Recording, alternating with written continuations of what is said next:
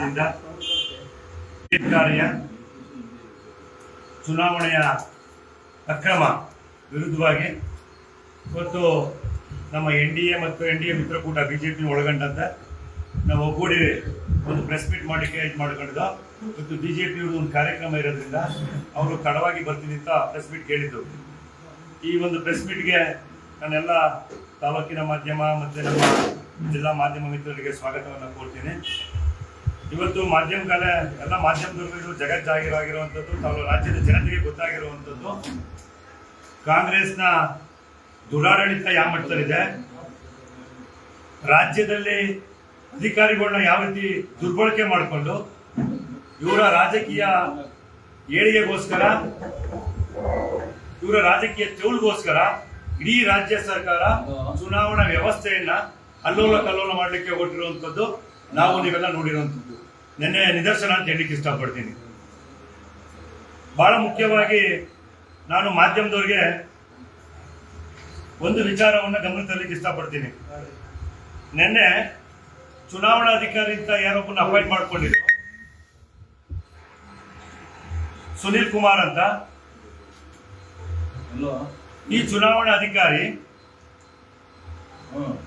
ಮೂಲತಃ ಚುನಾವಣಾ ಅಧಿಕಾರಿಯಾಗಿ ಅಪಾಯಿಂಟ್ ಆಗಿರಲಿಲ್ಲ. ಮಲ್ಲೇಶ್ ಅನ್ನೋನ್ನ ಮೂಲತಃ ಚುನಾವಣಾ ಅಧಿಕಾರಿಯಾಗಿ ಸತ್ಯಮಾತೂರು ಸೊಸೈಟಿಗೆ ಮಲ್ಲೇಶ್ ಅನ್ನೋನ್ನ ಚುನಾವಣಾ ಅಧಿಕಾರಿಯಾಗಿ ಅಪಾಯಿಂಟ್ ಆಗಿದ್ದು. ಅದನ್ನ ಬದಲಾವಣೆ ಮಾಡಿಸ್ಕೊಂಡು ಪಾಪ ಯಾರು ಒತ್ತಡನೋ ಯಾರು ಇನ್ಫ್ಲೂಯೆನ್ಸೋ ಇವತ್ತು ಮಾಧ್ಯಮ ಮಿತ್ರ ಅರ್ಥ ಮಾಡ್ಕೋಬೇಕಾಗುತ್ತೆ. ಅವ್ರನ್ನ ಬದಲಾವಣೆ ಮಾಡಿ ಈ ವ್ಯಕ್ತಿ ಪದನಾಮ ಇಲ್ಲ, ಹೆಸರಿಲ್ಲ, CDO ಕುಣಿಗಲ್ ಅಂತ ತಗೊಂಡ್ಬಂದ್ರು, ತರಾತುರಿಲಿ ಚುನಾವಣೆ ಮಾಡ್ಲಿಕ್ಕೆ ಹೊರಟ್ರು.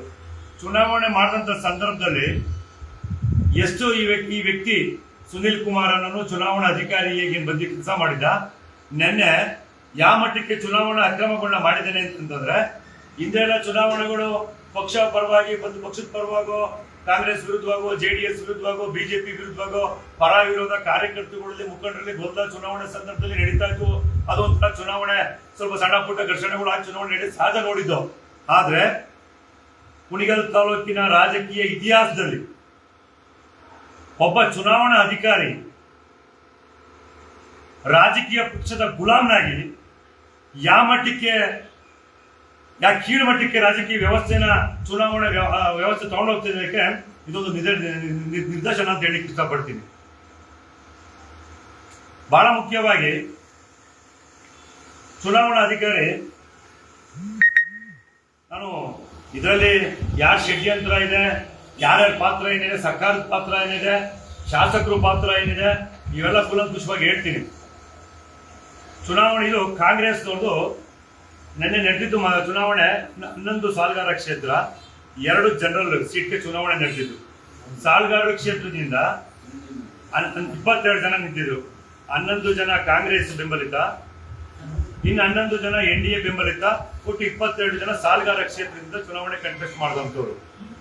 ಅದಾದ್ಮೇಲೆ ಜನರಲ್ ಸೀಟ್ಗೆ 2 ಅಭ್ಯರ್ಥಿಗಳು ನಿಂತಿದ್ರು. ಸಾಲಗಾರ ಕ್ಷೇತ್ರದ್ದು ದಯಮಾಡಿ ಮಾಧ್ಯಮದವ್ರು ನೋಡ್ಬೇಕು, ಇದು ಸಾಲಗಾರ ಕ್ಷೇತ್ರದ ಚುನಾವಣಾ ಅಭ್ಯರ್ಥಿಯ ಕಾಂಗ್ರೆಸ್ ಬೆಂಬಲಿತ ಚುನಾವಣಾ ಅಭ್ಯರ್ಥಿಗಳ ವಿವರ. ಇದು ಕ್ರಮ ಸಂಖ್ಯೆ ಗುರುತು, ಇದು ಕಾಂಗ್ರೆಸ್ನವ್ರದ್ದು ಭಾವಚಿತ್ರನೂ ಇದೆ. ಇಲ್ಲಿ ಸನ್ಮಾನ್ಯ ಈ ರಾಜ್ಯದ ಘನತ್ವೆತ್ತ ಮುಖ್ಯಮಂತ್ರಿಗಳು, ಘನತವೆತ್ತ ಉಪಮುಖ್ಯಮಂತ್ರಿಗಳು, ನಮ್ಮ ಜಿಲ್ಲಾ ಮಂತ್ರಿಗಳು, ಮತ್ತೆ ಮಾಜಿ ಸಂಸದರು DK ಸುರೇಶ್ ರವರು, ನಮ್ಮ ಹಾಲಿ ಶಾಸಕರು ಡಾಕ್ಟರ್ ರಂಗನಾಥ್ ಅವರು MBBS. ಇದು ಕಾಂಗ್ರೆಸ್ನವ್ರದ್ದು ಚುನಾವಣೆ ಇದ್ದಂಥದ್ದು ನಿನ್ನೆ ಅವರ ಅಭ್ಯರ್ಥಿಗಳ ಪರವಾಗಿ. ಇದರಲ್ಲಿ ಚುನಾವಣೆ ಬೆಳಗ್ಗೆ ಚುನಾವಣೆ ಸ್ಟಾರ್ಟ್ ಆಯ್ತು ಸಂದರ್ಭದಲ್ಲಿ ಯಾವ ಮಟ್ಟಕ್ಕೆ ಅಧಿಕಾರಿಗಳು ಶಾಮೀಲಾಗ್ತಾರೆ ಅಂತಂದ್ರೆ, ಚುನಾವಣೆಗೆ ಅಧಿಕಾರಿಗಳನ್ನ ಇವ್ರು ಸಬಾರ್ಡಿನೇಟ್ ಆಗಿ, ಏನು ಸುನೀಲ್ ಕುಮಾರ್ ಇದ್ದ, ಇವ್ರು ಸಬಾರ್ಡಿನೇಟ್ ಆಗಿ ಅಧಿಕಾರಿಗಳನ್ನ ಅಪಾಯಿಂಟ್ ಮಾಡ್ಕೊಂಡು ಬಂದಿದ್ರಲ್ಲ, ಈ ಎಲ್ಲ ಅಧಿಕಾರಿಗಳು ನಮ್ಮ ಜಿಲ್ಲೆಯವರಲ್ಲ. ಅವರು ಅಧಿಕೃತವಾಗಿ ಕೋಆಪರೇಟಿವ್ ಇಲಾಖೆ ಅಧಿಕಾರಿಗಳು, ಅದು ನಮಗೆ ಮಾಹಿತಿ ಇಲ್ಲ. ಯಾವುದೇ ರೀತಿ ಅವ್ರ ಹತ್ರ ಚುನಾವಣೆ ಸಂಬಂಧಪಟ್ಟಾಗೆ ಅಪಾಯಿಂಟ್ ಆಗಿದ್ದೀವಿ ಅಂತ ಒಂದು ಲೆಟ್ರು ನನ್ನ ಅಡಿಷನಲ್ SP ಅವರು, ನೀವು ಯಾರು ಚುನಾವಣಾ ಅಧಿಕಾರಿಗಳು ಬಂದಿದ್ದೀರಾ, ನಿಮ್ದೆಲ್ಲ ಚುನಾವಣೆಗೆ ಅಪಾಯಿಂಟ್ ಆಗಿರೋದು ಲೆಟರ್ ಕೊಟ್ಟಿದ್ದು ಒಬ್ರು ಕೊಡ್ಲಿಕ್ಕೆ ತಡಬಡ ಹಾಕ್ತಾರೆ. ಈ ಚುನಾವಣೆ ಅಧಿಕಾರಿಗೆ ನಿಮ್ದು ಲೆಟರ್ ಕೊಡಿ ಅಂತ ಅಂದ್ರೆ ಚುನಾವಣಾ ಅಧಿಕಾರಿ ಹುಡುಕ್ತಾನೆ, ಯಾವುದೋ ಹಳೆ ಮಲ್ಲೇಶನ್ಗಾಗಿರೋ ಲೆಟರ್ ತೋರಿಸ್ತಾನೆ, ಅದನ್ನ ರಿವೋಕ್ ಆಗಿ ಇವನಿಗೆ ಮಾಡಿಸ್ಕೊಂಡ್ರೆ ಲೆಟರ್ ಅವನ ಹತ್ರ ಇಲ್ಲ.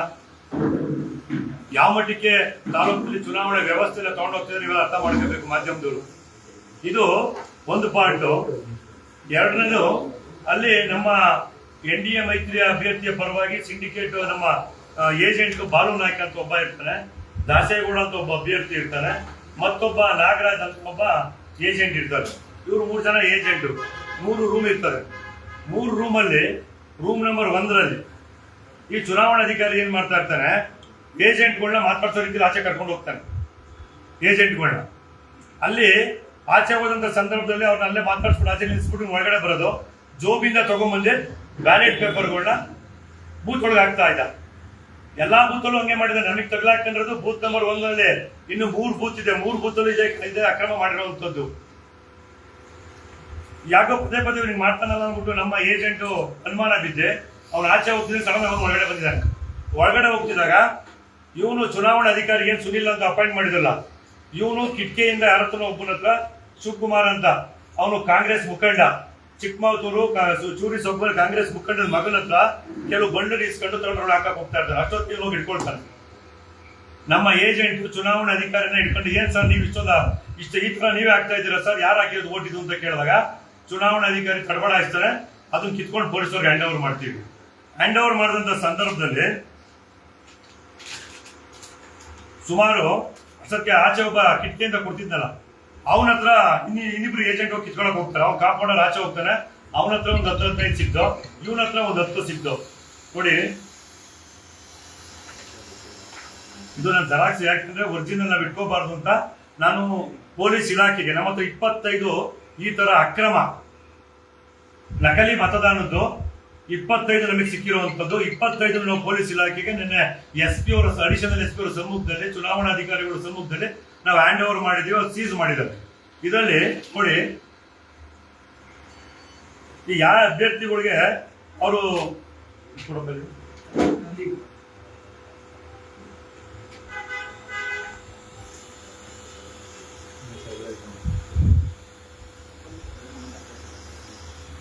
ನೋಡಿ, ಸುಮಾರು ಇಷ್ಟು ಅಭ್ಯರ್ಥಿಗಳಿಗೆ ಇವ್ರು ಏನ್ ಮಾಡ್ತಾರೆ, ಚುನಾವಣೆನ ಓಟ್ ಬಿಟ್ಟು ಒಳಗಡೆ ಆಗ್ತಾ ಇರ್ತಾರೆ, ಕೋಡ್ ಮಾಡ್ತಾ ಇರ್ತಾರೆ. ವಿಡಿಯೋ ತೋರಿಸ್ತೀನಿ ನಿಮ್ಗೆ, ಆ ವಿಡಿಯೋಗಳಿಂದ ತೋರಿಸ್ತೀನಿ. ಈ ಅಭ್ಯರ್ಥಿಗಳು ನೋಡಿ, ಇವರೆಲ್ಲ ಕಾಂಗ್ರೆಸ್ ಬೆಂಬಲಿತ, ನಮ್ಮ ತಾಲೂಕಿನ ಏನು ಬಹಳ ಹೈಲಿ ಎಜುಕೇಟೆಡ್ MBBS ಆರ್ಥೋಪೆಡಿಕ್ಸ್ ಬಹಳ ಮೂಳೆ ತಜ್ಞರು ಡಾಕ್ಟರ್ ರಂಗನಾಥ್ ಅವರ ಬೆಂಬಲಿತ ಅಭ್ಯರ್ಥಿಗಳು ಇವರೆಲ್ಲ. ದಯಮಾಡಿ ಮಾಧ್ಯಮದವರು ಇದನ್ನ ಕವರ್ ಮಾಡಬೇಕು. ಇದು ಒರಿಜಿನಲ್ ಕಾಪಿ ವಿಡಿಯೋ ಇದೆ, ತೋರಿಸ್ತೀನಿ. ವಿಡಿಯೋ ಇದು ಒರಿಜಿನಲ್ ವಿಡಿಯೋ ಇದೆ, ವಿಡಿಯೋನ ತೋರಿಸ್ತೀನಿ. ಇದಾದ್ರೆ ಮಾಧ್ಯಮದವರು ಸಾಮಾಜಿಕ ಜಾಲತಾಣದಲ್ಲಿ ನಿನ್ನೆ ಮಾಧ್ಯಮದವರೆಲ್ಲ ನೋಡಿದ್ದೀರಾ. ಇದು ಕಾಂಗ್ರೆಸ್ ಬೆಂಬಲಿತ ಅಭ್ಯರ್ಥಿಗಳ ಪರವಾಗಿ ಒಬ್ಬ ಚುನಾವಣಾ ಅಧಿಕಾರಿ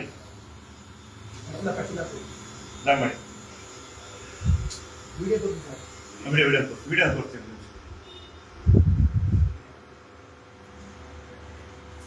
ಇದು ಚುನಾವಣಾ ಅಧಿಕಾರಿ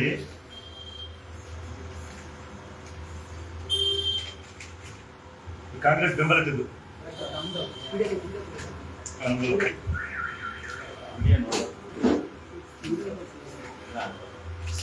ಕಾಂಗ್ರೆಸ್ ಬೆಂಬಲಿತದ್ದು ಎಲ್ಲ ಯಾರ್ಯಾರು ಕಾಂಗ್ರೆಸ್ ಬೆಂಬಲಿತ ಅಭ್ಯರ್ಥಿಗಳಿಗೆ 11 ಓಟನ್ನ ಕಾಂಗ್ರೆಸ್ ಬೆಂಬಲಿತ ಅಭ್ಯರ್ಥಿಗಳಿಗೆ ಓಟ್ ಹಾಕೊಂಡಿರುವಂತದ್ದು. ವಿಡಿಯೋ ನೆನ್ನೆ ಬೂತ್ ಒಳಗಡೆ ಅಧಿಕಾರಿ ಹತ್ರ ಈಸ್ಕೊಂಡು SP ಅವರ ಸಮ್ಮುಖದಲ್ಲಿ ನೆನ್ನೆ ಮಾತಾಡ್ ಮಾಡಿಸಿ ಸೀಸ್ ಮಾಡಿರೋದು. ಇದು ಕಾಂಗ್ರೆಸ್ನವರ ಓಟ್ ಚೋರಿ ಕಾರ್ಯಕ್ರಮ. ಕಾಂಗ್ರೆಸ್ನವರ ಓಟ್ ಚೋರಿ. ನಾಚಿಕೆ ಆಗ್ಬೇಕು ಈ ರಾಜ್ಯದ ಮುಖ್ಯಮಂತ್ರಿಗಳಿಗೆ, ಉಪಮುಖ್ಯಮಂತ್ರಿಗಳಿಗೆ. ನಿಮ್ಮ ಯೋಗ್ಯತೆಗೆ ಒಂದು ಸಹಕಾರ ಚುನಾವಣೆಗಳನ್ನ, ಸಹಕಾರ ಕ್ಷೇತ್ರ ಚುನಾವಣೆಗಳು, ರೈತರಿಗೋಸ್ಕರ ಇರುವಂತಹ ಸಹಕಾರ ಚುನಾವಣೆಗಳನ್ನ ನಿಮ್ ಯೋಗ್ಯತೆಗೆ ನೀವು ಸರ್ಕಾರ ಇದೆ ಅಂತ ಅಧಿಕಾರಿಗಳನ್ನ ದುರ್ಬಳಕೆ ಮಾಡಿಕೊಂಡು ಈ ರೀತಿ ಅನಾಚಾರ ವ್ಯಭಿಚಾರ ಮಾಡ್ತಾ ಇದ್ದೀರಲ್ಲ, ಇದು ರಾಜಕೀಯ ವ್ಯಭಿಚಾರ. ಕಾಂಗ್ರೆಸ್ ಸರ್ಕಾರದ ರಾಜಕೀಯ ವ್ಯಭಿಚಾರ ಅಂತ ಹೇಳಲಿಕ್ಕೆ ಇಷ್ಟಪಡ್ತೀನಿ. ಇದು ಆಚೆಗಡೆ ಇನ್ನೊಬ್ಬ ಅವನಾರೋ ಆಚೆಗಡೆ ಒಬ್ಬ ಕಾಂಗ್ರೆಸ್ ಬೆಂಬಲಿತ ಏನು ಕಿಟಕಿಯಿಂದ ಕೊಡ್ತಿದ್ದಲ್ಲ, ಸಪ್ಲೈ ಮಾಡ್ತಿದ್ದಲ್ಲ, ಸರಬರಾಜು ಮಾಡ್ತಿದ್ದಲ್ಲ ಸರಕುಗಳನ್ನ, ಸರಕುಗಳು ಇವು ಕಿಟಕಿಯಿಂದ ನಾವು ತಂದ್ಕೊಡೋದು. ಈ ಪುಣ್ಯಾತ್ಮ ಈ 420 ಅಧಿಕಾರಿ ಇದಲ್ಲ, ಇವು CDO, ಇವನು ಬ್ಯಾಲೆಟ್ ಒಳಗೆ ಹಾಕೋದು. ಇವು ಆಚೆ ಕಡೆ ಎಗ್ರು ಕಾಂಪೌಂಡ್ ಆಚೆ ಹೋಗ್ಬೇಕು ಒಬ್ಬರು ಇಟ್ಕೊಂಡು ಇಸ್ಕೊಂಡಿದ್ದು. ಇನ್ನು ಮಿಕ್ಕಿದೆಲ್ಲ ಚುನಾವಣೆ ಅಧಿಕಾರಕ್ಕೆ ಮತ್ತೊಂದು ಹಿಡಿತು, ಅದನ್ನ ಇಸ್ಕೊಂಡು ಕೆಲವು ಆಲ್ರೆಡಿ ಹಾಕ್ಬಿಟ್ಟಿದ್ದ, ಕೆಲವು ನಾವು ಪೊಲೀಸ್ ಇಲಾಖೆಗೆ ಹ್ಯಾಂಡ್ ಓವರ್ ಮಾಡಿದ್ದೀವಿ. ಇದಾದ್ಮೇಲೆ ಚುನಾವಣೆ ಅಧಿಕಾರಿ, ಈ ಚುನಾವಣಾ ಅಧಿಕಾರಿ ಎಂತ ಉತ್ತಮವಾದ ಚುನಾವಣಾ ಅಧಿಕಾರಿನ ಇವನು ಈ ತಾಲೂಕಿಂದ ಟ್ರಾನ್ಸ್ಫರ್ ಆಗಿದ್ದ. ಇವನು ಅಯೋಗ್ಯ ಅಂತ, ಯಾಕೆಂದ್ರೆ ಇವನ ಮೇಲೆ ಹಿಂದೆ ಬಹಳ ಆರೋಪ ಇತ್ತು. ಇವನು ಸುಮಾರು ಚುನಾವಣಾ ಅಕ್ರಮಗಳನ್ನ ಮಾಡಿ, ಇವನು ಚುನಾವಣಾ ಅಕ್ರಮ ಮಾಡೋದು ನಿಸ್ಸೀಮ. ಇವನು ವಿರುದ್ಧವಾಗಿ ಆಮೇಲೆ ಇವನು ಮತ್ತೆ ಇನ್ನೊಬ್ಬ ರೆಡ್ಡಿ ಅಂತ ಒಬ್ಬ ಚುನಾವಣಾಧಿಕಾರಿ, ಅವನ್ನ ಸರ್ಕಾರನೇ ಆದೇಶ ಮಾಡಿದೆ ಯಾವುದೇ ಚುನಾವಣೆಗಳಿಗೆ ಇವನನ್ನ ನಿಯೋಜನೆ ಮಾಡಬಾರದು ಸರ್ಕಾರ ಆದೇಶ ಮಾಡಿದೆ. ಆ ವ್ಯಕ್ತಿನ ಚುನಾವಣೆ ಒಳಗಡೆ ಬೂತ್ ಕಡೆ ಕುಣಿಸ್ಕೊಳ್ತಾನೆ ಇವನು CDO. ಯಾವಾಗ ಗಲಾಟೆ ಇತ್ತು ಅವ್ನು ಆಚೆ ಕಳಿಸ್ತಾರೆ, ರೆಡ್ಡಿನ ಆಚೆ. ಸರ್ಕಾರ ಕ್ಲಿಯರ್ ಕಟ್ ಆಗಿ ಆದೇಶ ಮಾಡಿದೆ. ಯಾಕೆ ಸರ್ಕಾರ ಯಾಕೆ ಆದೇಶ ಮಾಡ್ತು? ಇವ್ರು ಮಾಡ್ತಿರೋ ಚುನಾವಣಾ ಅಕ್ರಮಗಳು, ಈ ಚುನಾವಣೆ ಅಕ್ರಮಕ್ಕೆ ಇಂಥವ್ರಿದ್ರೆ ಸಹಕಾರ ಕ್ಷೇತ್ರಗಳು ಉದ್ಧಾರ ಆಗಲ್ಲ ಅಂತ ಸರ್ಕಾರ ಅವನ್ನ ಯಾವುದೇ ಚುನಾವಣೆಗೆ ಅಪಾಯಿಂಟ್ ಮಾಡೋದು ಬೇಡ ಅಂದ್ಬಿಟ್ಟು ಅವನ್ನ ಆಚೆ ಇಟ್ಟಿದ್ರು. ಇಂಥವ್ರನ್ನ ಕರ್ಕೊಂಡ್ಬಂದು ಇವನು ಚುನಾವಣೆ ಮಾಡ್ತಾರೆ ಪುಣ್ಯಾತ್ಮ. ನಾನು ಈ ಆರೋಪವನ್ನ, ಗಂಭೀರವಾದ ಆರೋಪನ ಶಾಸಕರ ಮೇಲೆ ಇಲ್ಲಿ ಮಾಡ್ಲಿಕ್ಕೆ ಇಷ್ಟಪಡ್ತೀನಿ. ಇವನ್ನ ಕರ್ಕೊಂಬಂದಿದ್ದಾರೆ ಈ ತಾಲೂಕಿಗೆ. ಪಾಪ ಇಲ್ಲಿ ನಮ್ಮ ಸ್ನೇಹಿತರು ಕಾಂಗ್ರೆಸ್ನ ಮುಖಂಡರು ನೆನ್ನೆ ಸೋಷಿಯಲ್ ಮೀಡಿಯಾದಲ್ಲಿ, ಯಾಕಂದ್ರೆ ಇದೆಲ್ಲ ಜನಗಳಿಗೆ ಗೊತ್ತಾಗಬೇಕು, ಸೋಷಿಯಲ್ ಮೀಡಿಯಾದಲ್ಲಿ ನೆನ್ನೆ ಪಾಪ ಅವ್ರು ಹಾಕೊಂಡಿದ್ದಾರೆ. ಯಾವನೋ ಕಚಡ ಅಧಿಕಾರಿ ಹಣದ ದುರಾಸೆಗೆ ಮತ್ಯಾವುದಕ್ಕೂ ಆಸೆ ಪಟ್ಟು ಮಾಡಿರೋ ಕರ್ಮನ ಜನಪ್ರಿಯ ಶಾಸಕರ ತಲೆಗೆ ಕಟ್ಟಿ ಅವರ ಹೆಸರಿಗೆ ಮಸಿ ಮಾಡೋಣ. ಪುಣ್ಯಾತ್ಮ ಆರೋಪ ಆಲ್ವಾಗ್ಲು ಸ್ವಾಮಿ, ನಮ್ಮ ಶಾಸಕರ right left centre back front ಎಲ್ಲ ಇವರೇ. ಈ ಪುಣ್ಯಾತ್ಮ ನೆನ್ನೆ ಸೋಷಿಯಲ್ ಮೀಡಿಯಾದಲ್ಲಿ ಹಾಕೊಂಡವ್ರೆ ಯಾವನೋ ಕಚಡ ಅಧಿಕಾರಿ. ನಾನು ಕಾಂಗ್ರೆಸ್ನವ್ರು ಕೇಳಿಕ್ಕೆ ಇಷ್ಟಪಡ್ತೀನಿ, ಈ ಕಚಡ ಅಧಿಕಾರಿನ ಯಾಕೆ ಕಚಡಗಳಿಗೆ ಅದಕ್ಕೆ ಕರ್ಕೊಂಡ್ಬಂದ್ರು? ಅವ್ರ ಬಗ್ಗೆ ಚರ್ಚೆ ಆಗ್ಬೇಕಲ್ಲ. ಟ್ರಾನ್ಸ್ಫರ್ ಆಗಿ ಹೋಗಿದ್ದ ಯಾರು ಸ್ವಾಮಿ ಆ ಕಚಡಗಳು? ಇವ್ರನ್ನ ಈ ಕಚಡನ ತಗೊಂಡ್ಬಂದಿಲ್ಲ ಹಾಕೊಂಡಿದ್ದು. ದಯಮಾಡಿ ಕಾಂಗ್ರೆಸ್ ಮುಖಂಡರು ಉತ್ತರ ಕೊಡಬೇಕು. ಯಾವ ಸರ್ಕಾರ ಇದ್ದಿದ್ದು? ಬಿಜೆಪಿ ಸರ್ಕಾರದವರು NDA ಅವರು ಕರ್ಕೊಂಡ್ಬಂದು ಹಾಕೊಂಡ್ರೆ ಅವ್ರನ್ನ ಇಲ್ಲಿಗೆ. ಈ ಕಚಡಾಧಿಕಾರಿನ ಅವರೇ ಅಡ್ಮಿಟ್ ಮಾಡ್ಕೋತವ್ರೆ. ಕಾಂಗ್ರೆಸ್ ಅವ್ರು ಅಡ್ಮಿಟ್ ಮಾಡ್ಕೊಂಡ್ರ, ಅಕ್ರಮ ಆಗಿದೆ ಅಂತ ಅಡ್ಮಿಟ್ ಆಗ್ಬಿಡುವ ಕಾಂಗ್ರೆಸ್ ಅವ್ರು ಅಡ್ಮಿಟ್ ಮಾಡ್ಕೊಂಡಿದ್ದಾರೆ. ಯಾರೋ ಕಚಡಾಧಿಕಾರಿ. ನೀವು ಕಾಂಗ್ರೆಸ್ನವರ ಸಾಮಾಜಿಕ ಜಾಲತಾಣದಲ್ಲಿ ಎಲ್ಲಾದ್ರೂ ಪಾಪ ಅಧಿಕಾರಿ ವಿರುದ್ಧವಾಗಿ, ಅಧಿಕಾರಿ ಪಾಪ ಈಗ ಅವನು ಹಿಂಗಾಗ್ಬಿಟ್ಟು ಅಧಿಕಾರಿಯಿಂದ ಮಾಡಿಸ್ಬಿಟ್ರು, ಮಾಡಬಾರ್ದು. ಈಗ ಅವನು ಕಚಡಾಧಿಕಾರಿ. ಯಾರ ಕಾರಲ್ಲಿ ಈ ಬ್ಯಾಲೆಟ್ ಪೇಪರ್ಗಳಿದ್ದು ಆ ಕಾರನ್ನ ಇಮಿಡಿಯೇಟ್ ಆಗಿ ಎಲ್ಲಿ ತಗೊಂಡೋದ್ರು? ಈಗ ಕಾರ್ ಎಲ್ಲಿ ನಿಂತಿದೆ? ನಾಳೆ ಪೊಲೀಸರು ಮಾಹಿತಿ ಕೊಟ್ಟಿದ್ದೀನಿ, ನೋಡೋಣ ಪೊಲೀಸ್ ಇಲಾಖೆ ಯಾವ ರೀತಿ ಕ್ರಮ ತಗೊಳ್ತಾರೆ. ಇದೊಂದೇ ಅಲ್ಲ, ಒಡೋದೊಂದು ಜೊತೆ ಗ್ಲೋಬಲ್ ಇನ್ನು ಸುಮಾರು 100-150 ಬ್ಯಾಲೆಟ್ ಇದ್ದು, ಬ್ಯಾಲೆಟ್ ಪೇಪರ್ಗಳಿದ್ದು. ಇದು ಈ ಒಂದು ಸಹಕಾರಿ ಕ್ಷೇತ್ರದಲ್ಲಿ ಯಾವ ರೀತಿ ರಂಗನಾಥ್ ಅವರು, ನಾನು ಶಾಸಕರಿಗೆ ಗಂಭೀರವಾಗಿ ಈ ಆರೋಪನ ಶಾಸಕರ ಮೇಲೆ ಹೇಳಲಿಕ್ಕೆ ಇಷ್ಟಪಡ್ತೀನಿ. ಶಾಸಕರು ತಾಲೂಕು ಆಡಳಿತನ ದುರ್ಬಳಕೆ ಮಾಡಿಕೊಂಡು ಅಧಿಕಾರಿಗಳಿಗೆ ಧಮಕಿ ಹಾಕಿ, ಇದು ನೇರವಾಗಿ ಶಾಸಕ ಕುಮ್ಮಕ್ಕಲ್ಲೇ ಆಗಿರುವಂತದ್ದು. ಇದು ನೈತಿಕತೆ ಇದೆಯಾ ಶಾಸಕರಿಗೆ ಈ ಅಧಿಕಾರಿ ಪರವಾಗಿ ಮಾತಾಡ್ಲಿಕ್ಕೆ? ಈಗ ಆ ವ್ಯಕ್ತಿನ ಹೇಳಿದಾನಲ್ಲ, ಶಾಸಕರು ರೈಟು ಲೆಫ್ಟ್ ಎಲ್ಲ ಹೇಳಿದಾರಲ್ಲ, ಒಬ್ಬ ಕಚಡಾಧಿಕಾರಿ ಹಣದ ಆಸೆಗೆ ಮಾಡಿದ್ದಾನೆ ಅಂತ. ಹಣ ಕೊಟ್ಟವ್ರು ಯಾರು? ಅದು ಸಾಬೀತಾಗ್ಬೇಕಲ್ಲ. ಇಷ್ಟಪಡ್ತೀನಿ. ನಾನು ಕಂಪ್ಲೇಂಟ್ ಕೊಟ್ಟ ಮೇಲೆ 10:30 11 ಗಂಟೆಗೆ ನಂಗೆ FIR ಬಹಳ ಧನ್ಯವಾದ ಪೊಲೀಸ್ ಇಲಾಖೆ ಅಧಿಕಾರಿಗಳಿಗೆ. ಪಾಪ ಏನೇ ಒತ್ತಡ ಇದ್ರು, ನಾನು ಪೊಲೀಸ್ ಅಧಿಕಾರಿಗಳ ಮುಂದೆ ಕೂತಿದ್ದೆ, ಬಹಳ ಒತ್ತಡ ಆಯ್ತು. ತಾಲೂಕಿನ ಅಧಿಕಾರಿಗಳು ಯಾವುದೇ ಮುಲಾಜಿಗೆ ಒಳಪಡಲಿಲ್ಲ. ನಾನು ಧನ್ಯವಾದಗಳು ಹೇಳ್ತೀನಿ.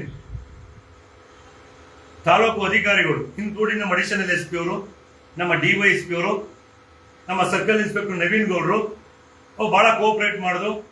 ಅವರೆಲ್ಲ ಮನವರಿಕೆ ಆಗಿದೆ, ಸತ್ಯ ಏನು ಅಂತ ಮನವರಿಕೆ ಆಗಿದೆ. ಯಾಕೆ ಅಂತಂದ್ರೆ ಸಹಕಾರಿ ಕ್ಷೇತ್ರ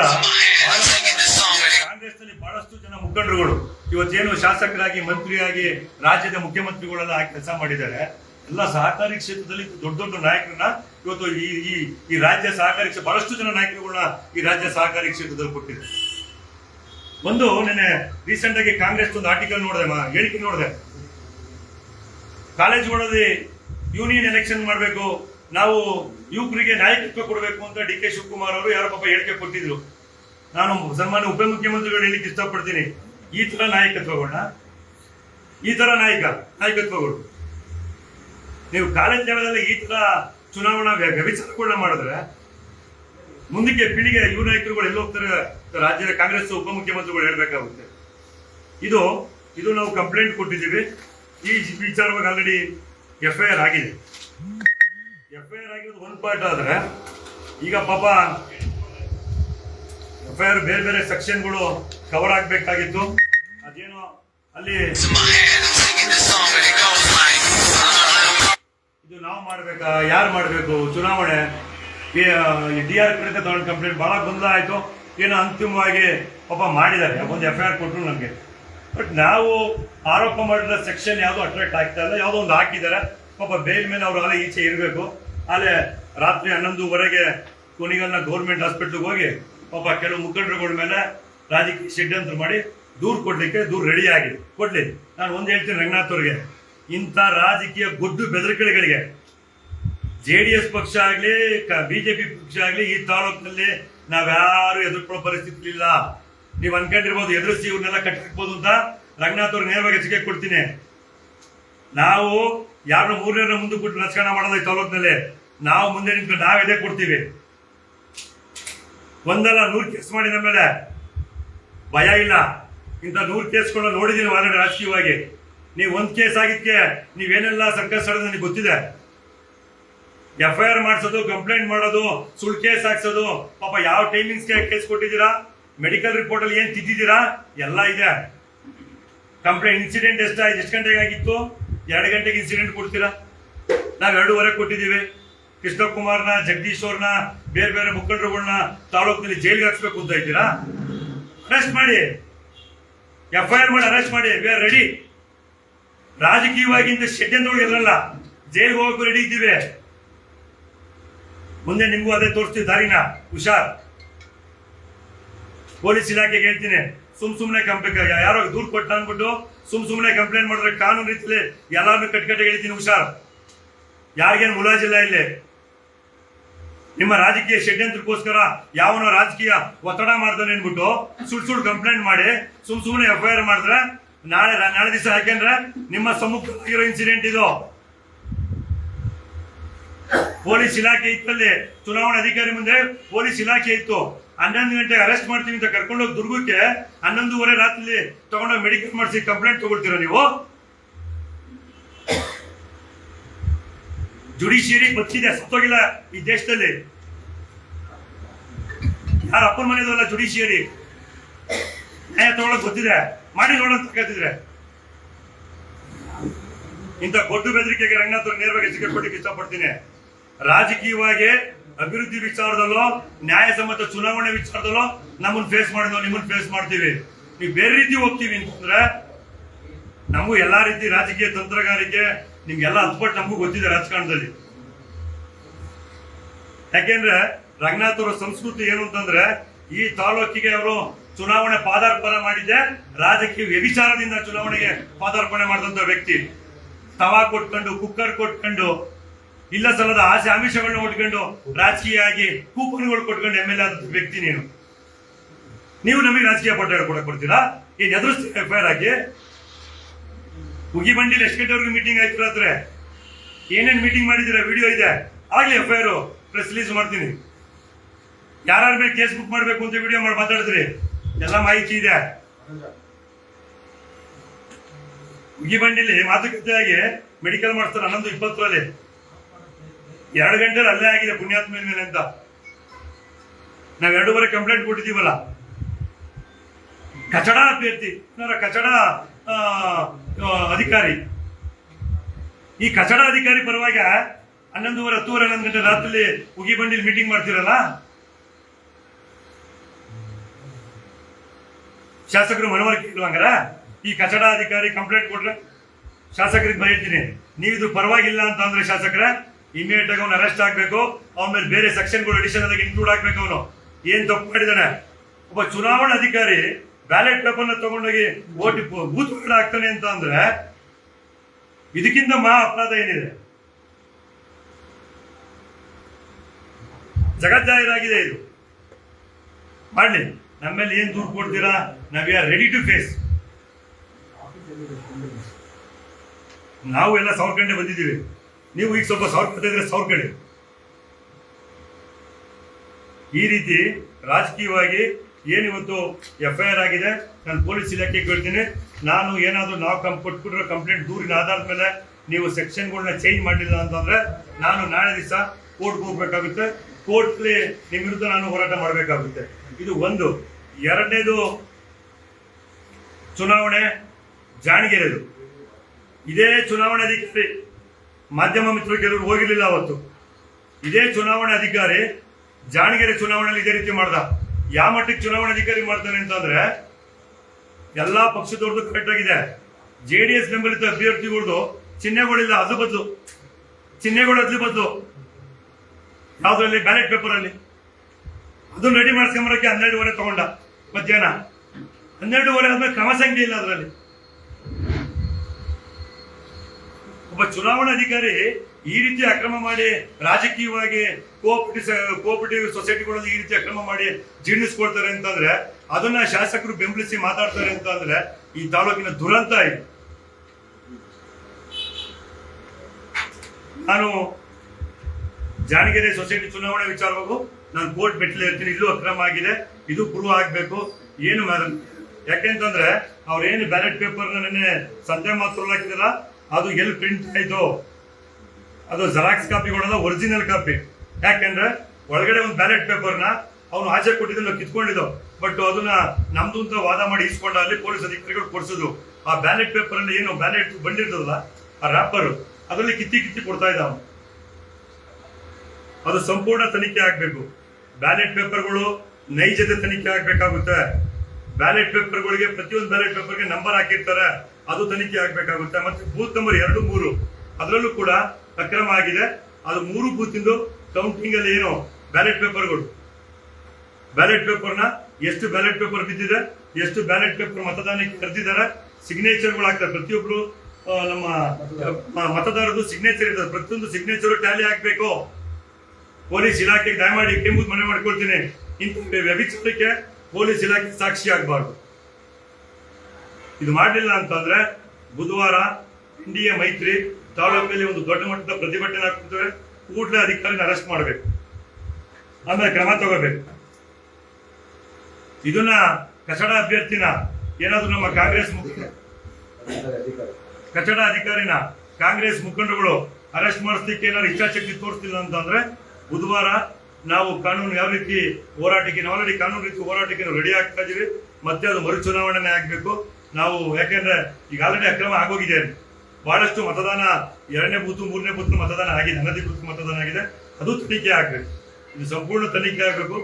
ಈ ರೀತಿ ಜನರಲ್ದು ಕೂಡ ತನಿಖೆ ಆಗಬೇಕು. ಜನರಲ್ದು ಕೂಡ ಅವ್ಯವಹಾರ ಆಗಿದೆ, ಸಂಪೂರ್ಣ. ನಮಗೆ ಸಿಕ್ಕಿರುವಂತದ್ದು ಏನು ಇದ್ರದ್ದು ಸಾಲಗಾರ ಕ್ಷೇತ್ರದ್ದು ಎಲ್ಲ ಸಂಪೂರ್ಣ ತನಿಖೆ ಆಗಬೇಕು. ತಾಲೂಕಿನಲ್ಲಿ ರಂಗನಾಥ್ಗೆ ಕೈ ಮುದ್ದಿ ಮನವಿ ಮಾಡ್ಕೊಳ್ತೀನಿ. ಸಹಕಾರ ಕ್ಷೇತ್ರದ ಬಗ್ಗೆ ನಿಮ್ಗೇನು ಸಣ್ಣದೊಂದು ನಾಲೆಡ್ಜ್ ಇಲ್ಲ ರಂಗನಾಥ್ ಅವ್ರೆ, ದಯಮಾಡಿ ಕೈ ಮುದ್ದಿ ಮನವಿ ಮಾಡ್ಕೊಳ್ತೀನಿ. ನೀವು ರಾಜಕೀಯ ಕ್ಷೇತ್ರ ವಲಸೋಗೋಗಿದೆ, ಏನಾರ ಮಾಡ್ಕೊಳ್ಳಿ. ಸಹಕಾರ ಕ್ಷೇತ್ರದಲ್ಲಿ ಹಸ್ತಕ್ಷೇಪ ಮಾಡಿ ರಾಜಕೀಯ ವಿಚಾರ ಮಾಡ್ಲಿಕ್ಕೆ ಹೋಗ್ಬೇಡಿ ಅಂತ ರಂಗನಾಥ್ ಕೈ ಮುದ್ದಿ ಮನವಿ ಮಾಡ್ಕೊಳ್ತೀನಿ.